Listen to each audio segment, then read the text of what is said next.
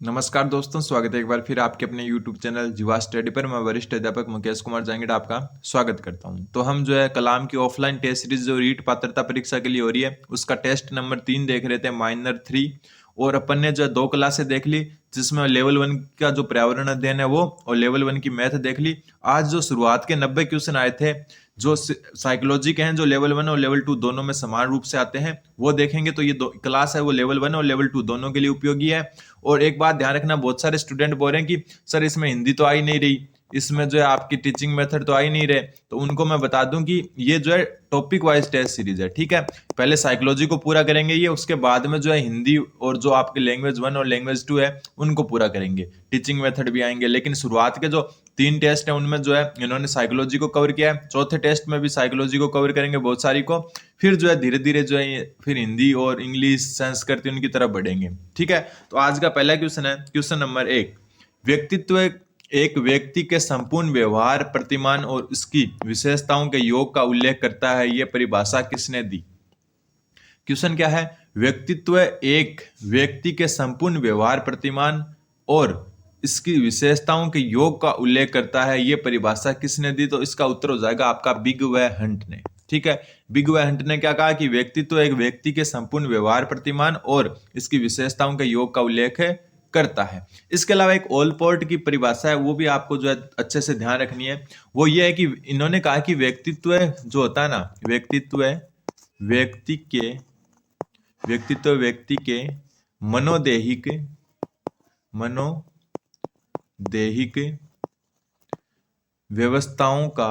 मनोदैहिक व्यवस्थाओं का गत्यात्मक संगठन है, गत्यात्मक संगठन है। यह परिभाषा सबसे इंपॉर्टेंट है, ये बहुत बार आई हुई है और बहुत बार आएगी भी, ठीक है। तो व्यक्तित्व व्यक्ति की मनोदैहिक व्यवस्थाओं का गत्यात्मक संगठन है, यह परिभाषा किसने दी? तो ओलपोर्ट ने दी, ठीक है। और व्यक्तित्व एक व्यक्ति के संपूर्ण व्यवहार, प्रतिमान और उसकी विशेषताओं का योग का उल्लेख करता है, ये किसने दी? बिग व हंट ने दी। अगला क्वेश्चन, लेवल 1 और लेवल 2 दोनों के लिए उपयोगी है, ध्यान रखना। और दोनों में ये सेम क्वेश्चन आते हैं शुरुआत के। फिर निम्नलिखित में से कौन सा शेल्डन द्वारा प्रदत्त व्यक्तित्व के शरीर रचना सिद्धांत के वर्गीकरण का एक प्रकार नहीं है?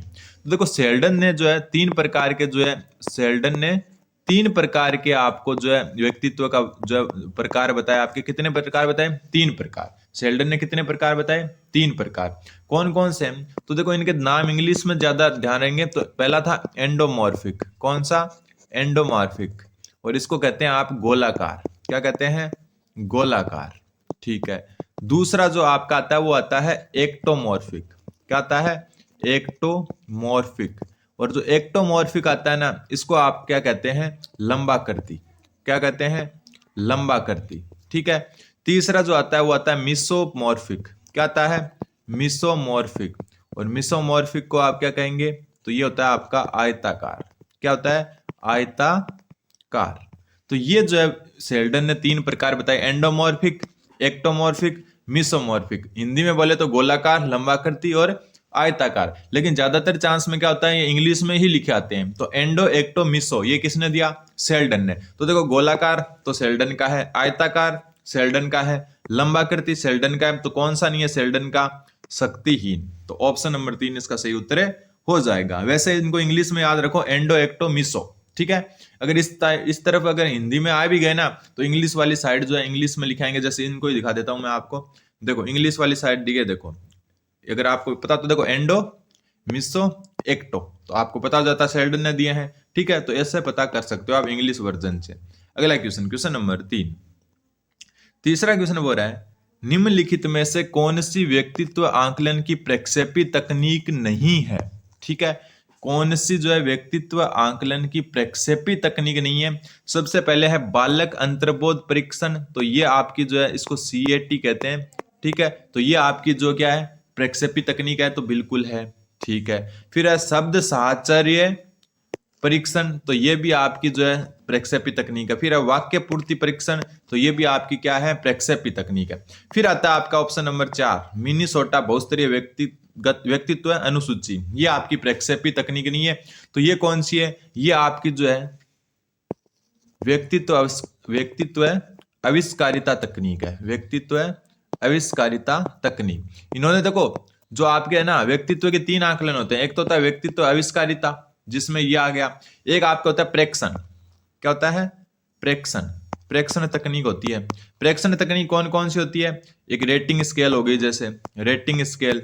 प्रेक्षण और प्रक्षेपी दोनों में अंतर ध्यान रखना, प्रक्षेपी अलग है, प्रेक्षण अलग है। एक तो गए व्यक्तित्व आविष्कारिता जिसमें मिनेसोटा बहुस्तरीय व्यक्तित्व अनुसूची आ गई, फिर एक रेटिंग स्केल आती है आपकी, ठीक है। एक आपके आती है जीवन इतिहास विधि। कौन सी विधि? जीवन इतिहास विधि। और एक आपके आता है साक्षात्कार, ठीक है, इंटरव्यू, साक्षात्कार। तो ये सारी क्या है? प्रेक्षण विधि है। और प्रक्षेपी विधि कौन कौन सी है? बालक अंतर्बोध, शब्द साहचर्य, वाक्य पूर्ति, तो ठीक है, रोडसा शाही दाबा, ये सारे के सारे आपके क्या है? प्रक्षेपी। तो 3 प्रकार के हैं। व्यक्तित्व आविष्कारिता में तो ये आ गया, प्रक्षेपी में ऊपर वाले 3 और भी साथ में होते हैं। और प्रेक्षण जो होती है उसमें रेटिंग स्केल, जीवन इतिहास और साक्षात्कार। तो प्रेक्षण और प्रक्षेपी दोनों अलग अलग है। तो यहां पूछा था कि कौन सी प्रक्षेपी नहीं है, तो ऑप्शन 4 नहीं है, क्योंकि ये व्यक्तित्व आविष्कारिता तकनीक है। अगला क्वेश्चन, क्वेश्चन नंबर 4। चौथा क्वेश्चन वो रहा आपके कि मानव व्यक्तित्व के अवचेतन भाग की व्यवस्थित रूप से छानबीन करने वाले प्रथम मनोवैज्ञानिक कौन थे? मानव व्यक्तित्व के अवचेतन भाग की, तो देखो सिगमंड फ्राइड इसका सही उत्तर होगा। आपने जो है देखा होगा, सिगमंड फ्राइड ने जो है मनोविश्लेषणात्मक सिद्धांत दिया था। वो जो है मनोविश्लेषणात्मक सिद्धांत, ये दोनों जगह काम आता है। मनोविश्लेषणात्मक, एक मिनट, मनोविश्लेषणात्मक सिद्धांत है, ये आपका विकास में भी जो है इसका योगदान है और व्यक्तित्व दोनों में आता है ये सिद्धांत, तो ध्यान रखना। तो जो मनोविश्लेषणात्मक सिद्धांत है इसमें जो है सिगमंड फ्राइड ने जो है चेतन अवचेतन मन के बारे में साफ साफ बताया, चेतन और अवचेतन मन में। तो ये आपका उत्तर क्या हो जाएगा इसका? ऑप्शन नंबर 4 सिगमंड फ्राइड, ठीक है। इन्होंने जो है मानव मस्तिष्क की तुलना जो है बर्फ के जो है टुकड़े से की थी। जो बर्फ का टुकड़ा जो ना पानी में डूबा था, वो उस हिसाब से जो है बर्फ के टुकड़े से तुलना की थी सिगमंड फ्राइड ने। तो चेतन और अवचेतन की अवधारणा किसने दी थी? सिगमंड फ्राइड ने मनोविश्लेषणात्मक सिद्धांत में। फिर आता है क्वेश्चन नंबर 5, प्रासंगिक बोध परीक्षण। इसको इंग्लिश में याद रखो, इसका शॉर्टकट TAT। क्या? TAT, ठीक है। तो प्रासंगिक बोध परीक्षण जिसको TAT कहते हैं का निर्माण किसने किया?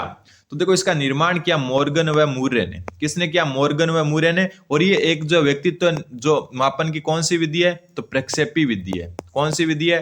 प्रक्षेपी विधि है। और इसमें कुल होते हैं 31 कार्ड। कितने कार्ड होते हैं इसमें? व्यक्तित्व मापन के लिए 31 कार्ड होते हैं, लेकिन यूज कितने का लेते हैं? 30 कार्ड जो है सचित्रित होते हैं, इनका ही ज्यादातर यूज लेते हैं। और एक कार्ड क्या होता है आपका?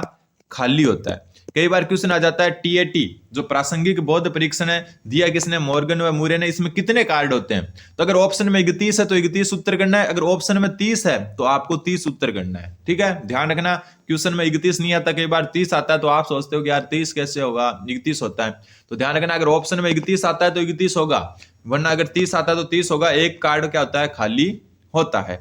लियोपोल्ड बेलेक ने जो आपका दिया था ना, वो दिया था CAT, ऊपर पढ़ चुके हैं ना, बालक प्रासंग बोध परीक्षण, CAT, वो दिया था लियोपोल्ड बेलेक ने। बालक प्रासंगिक बोध परीक्षण, तो वो किसने दिया था? किसने दिया था? जो है लियोपोल्ड बेलेक ने। देखो ये ऊपर पढ़ के आए थे अपन, ये रहा बालक अंतर्बोध परीक्षण, ठीक है। बालक अंतर्बोध परीक्षण CAT, वो किसने दिया था? ये थोड़े से धुंधले हैं, दूर को एक मिनट, थोड़ी सी PDF सही नहीं बनी हुई है, ठीक है। देखो भले ही यहाँ पर लेवल 1 नाम लिखा हुआ है, लेकिन लेवल 2 में भी ये सेम क्वेश्चन आए थे, ठीक है। जो शुरुआत के 90 क्वेश्चन है वो सेम आए थे। फिर अगला क्वेश्चन है क्वेश्चन नंबर 6 कि इदम के संबंध में असत्य कथन कौन सा है? इदम, इदम, इदम क्या होती है? ID, ठीक है। इदम, ईगो और सुपर ईगो, ये दिया था किसने? ये 3 टर्म दी थी ना, किसने दी थी मनोविश्लेषणात्मक सिद्धांत में? सिगमंड फ्राइड ने। तो किसने दी थी? सिगमंड फ्राइड ने दी थी। क्या क्या क्या? ID जिसको कहते हैं इदम, ठीक है, ईगो और सुपर ईगो। तो इसमें बोला कि इदम जो होता है ना ID, उसकी विशेषता जो है कौन सी नहीं है, फिर कौन सा इसके संबंध में सत्य नहीं है। तो सबसे पहले ये अचेतन मन का प्रतिनिधित्व करती है, तो ये तो जो है इदम का विशेषता है। फिर ये है सुकेप्सा पर आधारित है, मतलब ये सुख का सिद्धांत है, तो बिल्कुल सही है। ये परंपराओं का निर्वहन करती है, ये गलत है, तो उत्तर क्या हो गया? यही हो गया। परंपराओं का निर्वहन कौन करता है? Super ego. कौन करता है? सुपर ईगो, जिसको कहते हैं परा अहम। क्या कहते हैं? परा अहम। तो जो परा अहम होता है ना, वो क्या करता है? परंपराओं का निर्वहन करता है। तो ये क्या हो गया आपका जो है असत्य हो गया ईगो के बारे, सॉरी आईडी के बारे में। फिर ये इसे लिबिडो संचालित करता है। तो लिबिडो क्या होता है? काम की भावना। क्या होती है? काम की भावना। काम की भावना को क्या कहते हैं? लिबिडो कहते हैं। तो इसको लिबिडो संचालित करता है, तो बिल्कुल सही बात है। तो पहला, दूसरा और चौथा तो है इडम के बारे में या आईडी के बारे में सही है।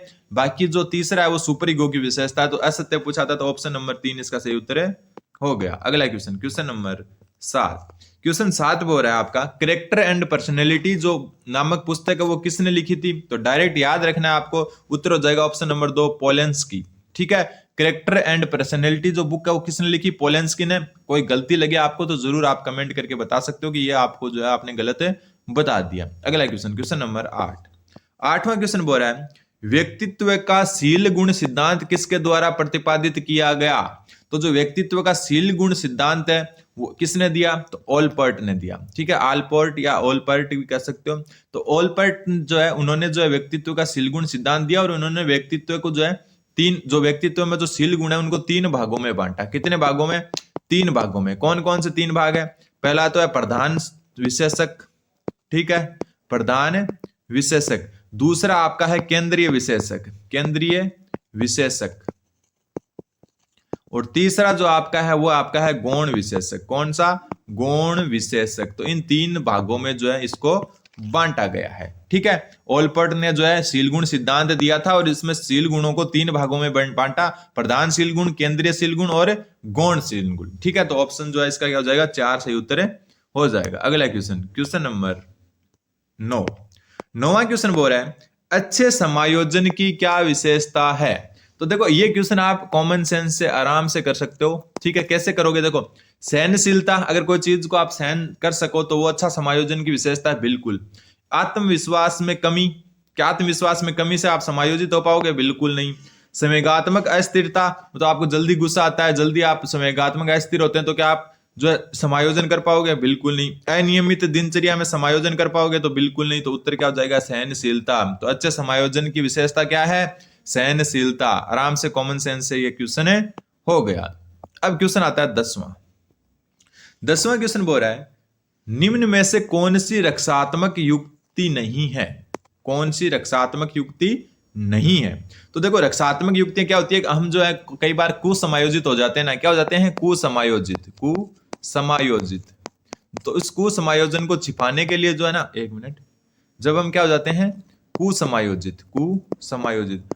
तो उस कुसमायोजन को जो है समायोजन में बदलने के लिए या फिर उसको छुपाने के लिए कुछ रक्षात्मक युक्तियां जो है अपनाते हैं। तो पूछा है कि निम्न में से कौन सी रक्षात्मक युक्ति नहीं है? सबसे पहले तो देखो तदात्मय, या फिर इसको हम कह सकते हैं तदात्मीकरण। क्या कर सकते हैं? इसको तदात्मीकरण कह सकते हैं। तो जो तदात्मीकरण है उसमें क्या होता है कि जो है अपना खुद का व्यवहार है ना वो दूसरों के अनुरूप ढालना। किसके अनुरूप?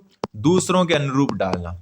दूसरों के अनुरूप डालना। कोई भी व्यवहार है अपना वो दूसरों के अनुरूप डालना, मतलब अपनी कमियों को जो है दूसरों की विशेषताओं से छुपाना। क्या मतलब? कि अपनी कमियों को जो है दूसरों की विशेषताओं से छुपाना। जैसे मान लो कि एक लड़का है जो पढ़ने में बिल्कुल जो है अच्छा नहीं है और वो शैतान बच्चा है, मतलब जो है एकदम बदमाश बच्चा है। तो वो है आप मतलब कोई इससे पूछता है कि आप कौन हो, मतलब तेरा नाम क्या है या तू कौन है, तो वो क्या बोलता है कि उसके मान लो कि उसके पापा बड़े प्रोफेसर है जाने माने, तो वो ऐसे नहीं बोलेगा कि मैं ये हूँ वो हूँ। वो अपने जो कुसमायोजन है अपने व्यवहार को छुपाने के लिए क्या बोलेगा? अपने पापा जो एक बड़े प्रोफेसर हैं उनका जो है नाम लेकर जो है अपने जो है गुणों को क्या करेगा या फिर अपने जो व्यवहार को छुपाएगा। तो अपने व्यवहार को दूसरों के अनुरूप ढालना या दूसरों पर ढाल देना क्या कहलाता है? आपका तदात्मीकरण कहलाता है। ठीक है, जैसे एक बदमाश बच्चे का अब उसके जो है पापा हैं जो प्रोफेसर है उनके नाम से जो है परिचय देना। ठीक है, फिर एक क्षतिपूर्ति। क्षतिपूर्ति क्या होती है?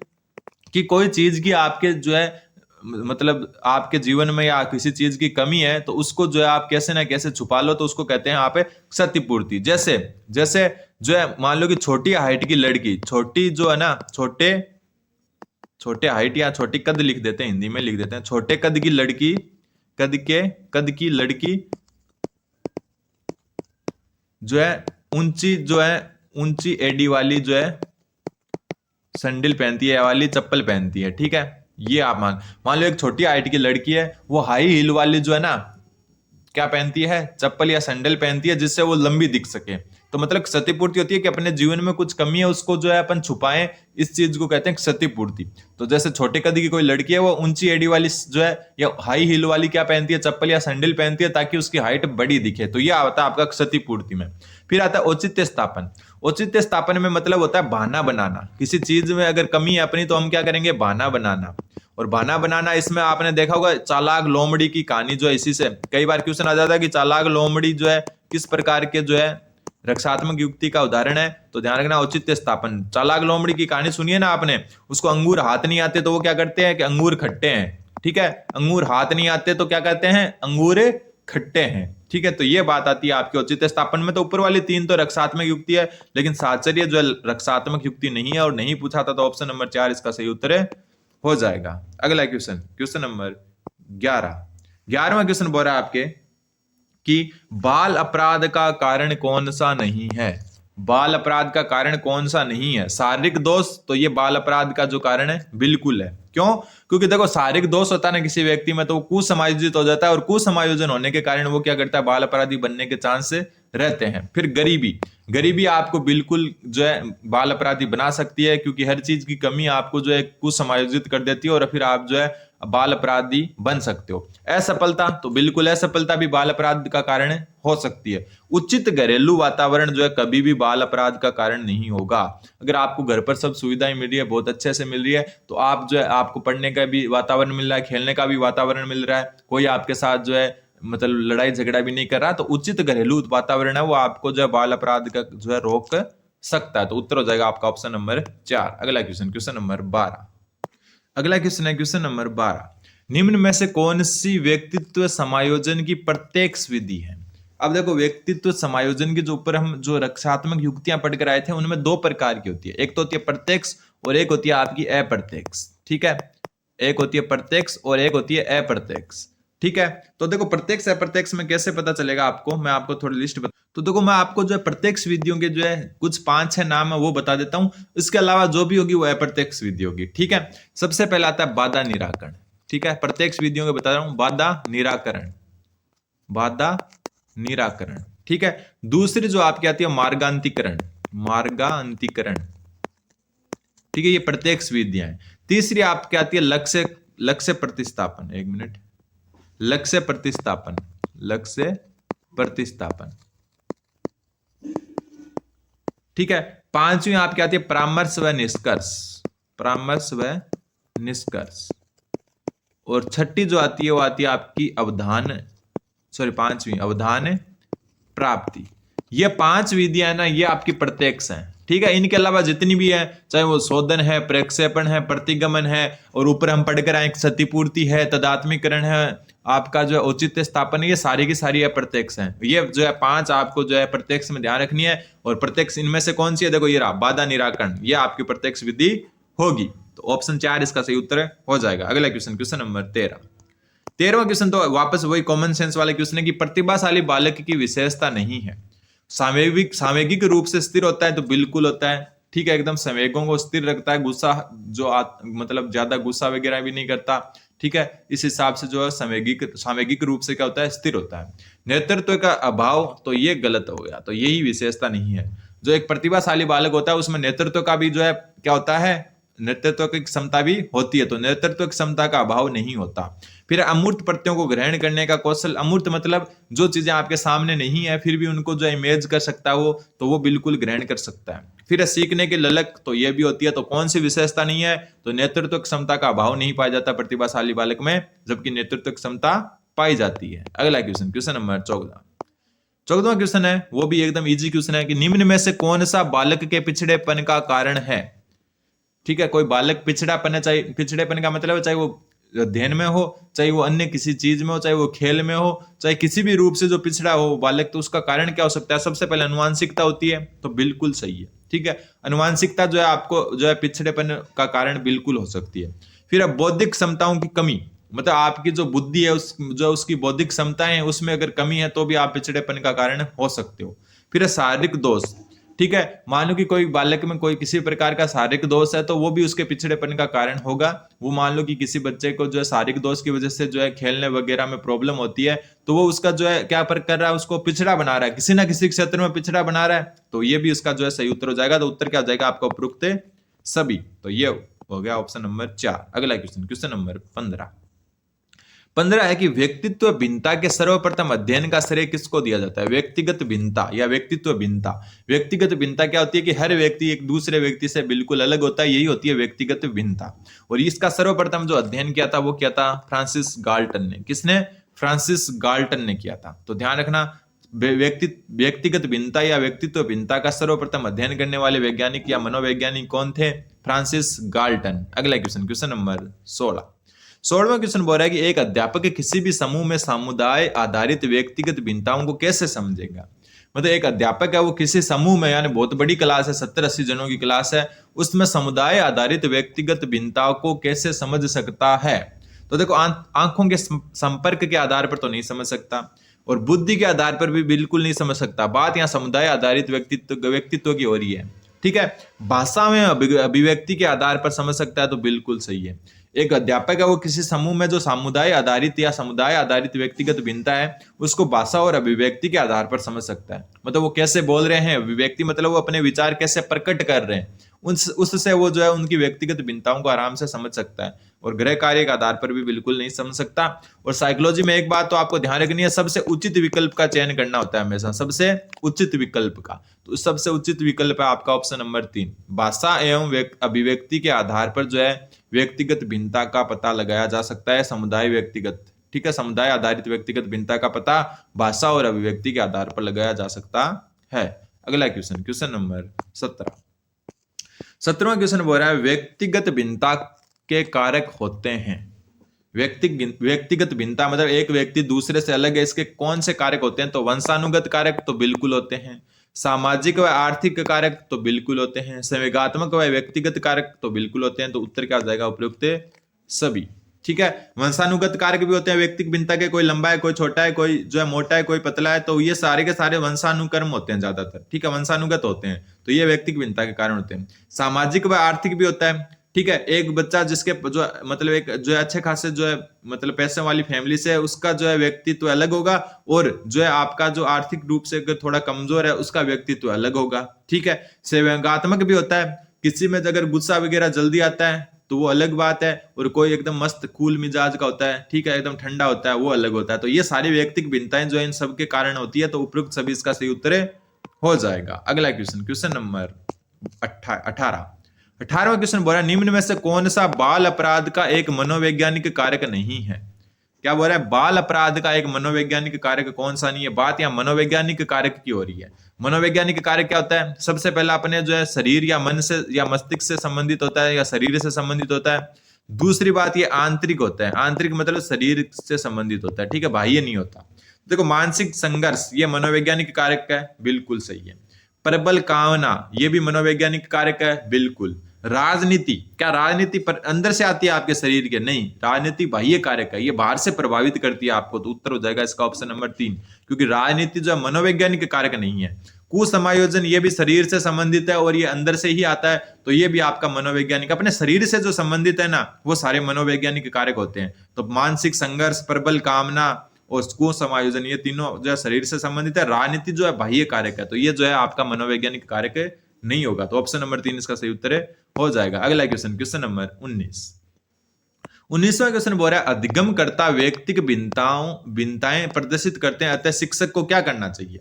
जो अधिगम करता है मतलब जो स्टूडेंट है वो व्यक्तिगत भिन्नताएं जो है प्रदर्शित करते हैं। एक स्टूडेंट दूसरे स्टूडेंट से अलग होता है, तो उनको जो है इस जो व्यक्ति जो भिन्नताएं हैं उनको जो है समायोजित करने के लिए उनको क्या करना चाहिए एक शिक्षक को, ताकि सबके समान रूप से समझ में आ सके। क्या परीक्षाओं की संख्या बढ़ानी चाहिए? तो बिल्कुल नहीं। क्या कठोर अनुशासन लागू करना चाहिए? तो बिल्कुल नहीं। विविध अधिगम अनुभव उपलब्ध कराने चाहिए? तो ये हो सकता है, लेकिन चौथा ऑप्शन देखते हैं। अधिगम की समान गति पर बल देना चाहिए? तो बिल्कुल नहीं। अधिगम की समान गति नहीं होनी चाहिए, हर बालक एक जैसा नहीं होता। एक इंटेलिजेंट बालक थोड़े से कम आप सिखाओगे तो भी सीख जाता है, और एक पिछड़ा बालक जो है आपको बहुत प्रयास करोगे आप तब जाकर सीखेगा। तो समान गति से तो अधिगम करा ही नहीं सकते। तो उत्तर क्या हो जाएगा? ऑप्शन नंबर 3, विविध अधिगम अनुभव उपलब्ध करवाने चाहिए, मतलब उनको अलग अलग टाइप से जो है सिखाना चाहिए, कभी उनको प्रत्यक्ष रूप से, कभी प्रयोगशाला में ले जाकर, कभी जो है इनको जो है प्रैक्टिकल करवाकर ऐसे सिखाना चाहिए। तो ऑप्शन नंबर 3 इसका सही उत्तर हो जाएगा। अगला क्वेश्चन, क्वेश्चन नंबर 20वां क्वेश्चन बोल रहा है कुसमायोजित व्यक्ति कहलाते हैं जो, कि कुसमायोजित व्यक्ति कौन से कहलाते हैं? तो सबसे पहला है अधिकतर अनुचित ढंग से द्वंद्वात्मक स्थिति का सामना करते हैं, तो बिल्कुल सही। द्वंद्वात्मक मतलब कोई चीजों के बीच में द्वंद्व होता है कि यार ये करूं या वो करूं, मानसिक रूप से ऐसे द्वंद्व में रहते हैं, तो वो जो है कुसमायोजित होंगे बिल्कुल।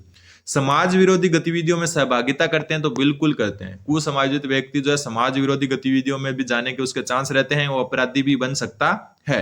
फिर द्वंद्व को दूर करने में असमर्थ होते हैं, तो बिल्कुल सही।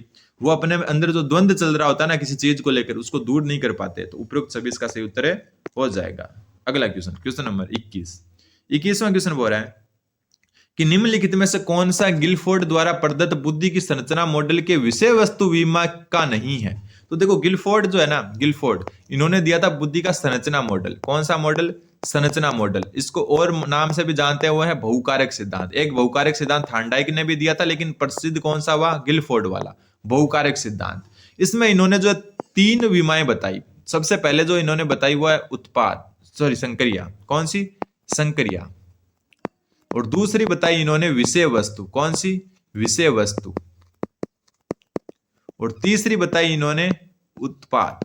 ये 3 विमाएं बताई, ठीक है। इन 3 विमाओं में जो है, जो लास्ट में जो है स्टार्टिंग में क्या हुआ, इन्होंने इसमें 5 कारक बताए, ठीक है। और इसमें जो है आपके कितने बताए? 4 बताए, और इसमें 6 बताए। और इनका जो गुणनफल करने पर 120 इसका उत्तर आए। तो शुरुआत में इन्होंने 120 टाइप से क्या बताया? संरचना मॉडल में जो है आपकी विमाएं बताई। लेकिन वर्तमान में कितनी है इसमें? तो वर्तमान में इसमें 6, इसमें 5 और इसमें है आपकी 6। तो ये इनको गुणा करेंगे आपस में, तो ये आएगा 180, ठीक है। तो गिलफोर्ड ने शुरुआत में तो 120 बताई थी, बाद में ये 150 भी हुई, और अभी वर्तमान में 180 कारक हैं इनके, ठीक है।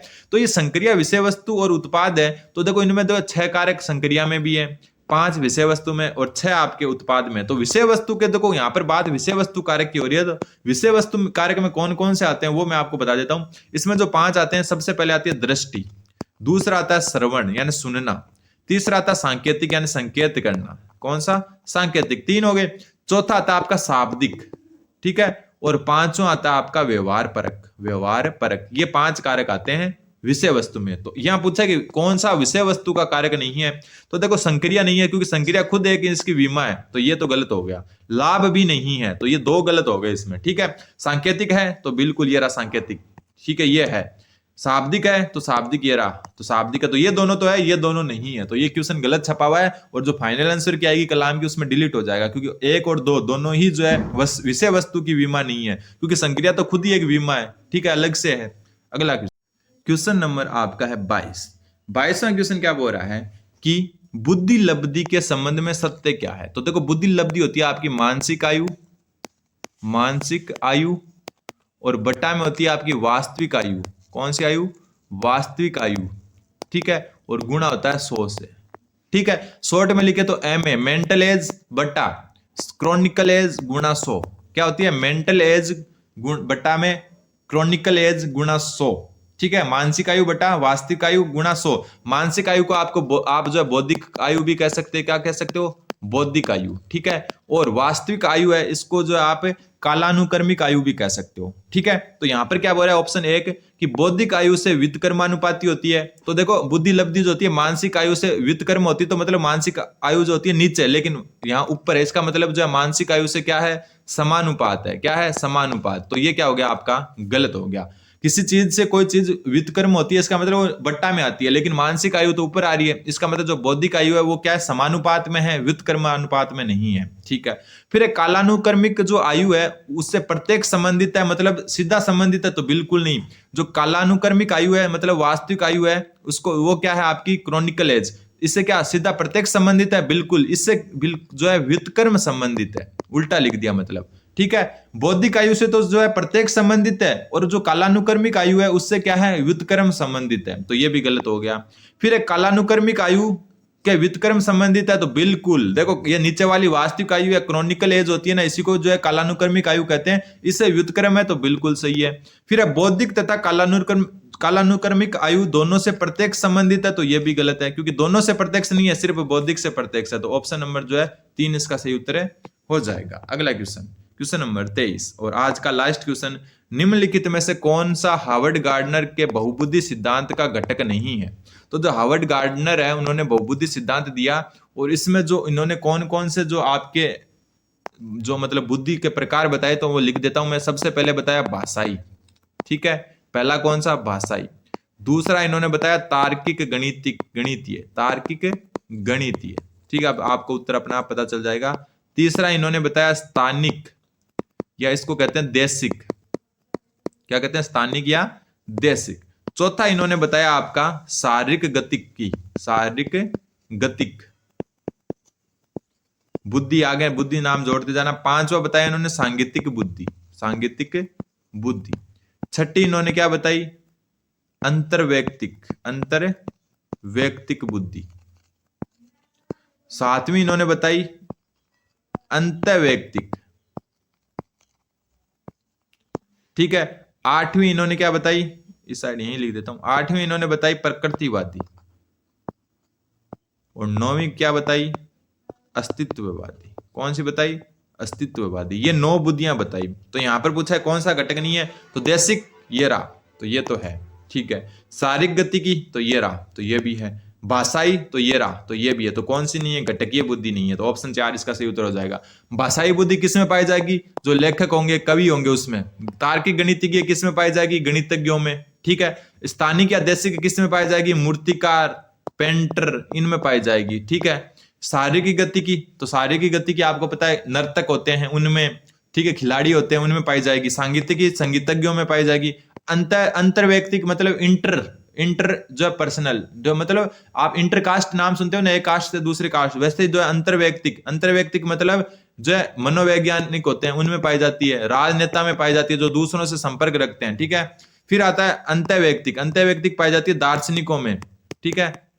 और प्रकृतिवादी जो है पशु पक्षी विशेषज्ञ होते हैं उसमें। और अस्तित्ववादी किस में पाई जाती है? संत साधु में पाई जाती है। तो ये आपको ध्यान रखना है। तो आज की क्लास यहीं समाप्त होती है। अगले जो क्वेश्चन है 24 नंबर से, वो अगली क्लास में देखेंगे। तब तक आप चैनल पर बने रहें। धन्यवाद। बने रहें जीवा स्टडी के साथ।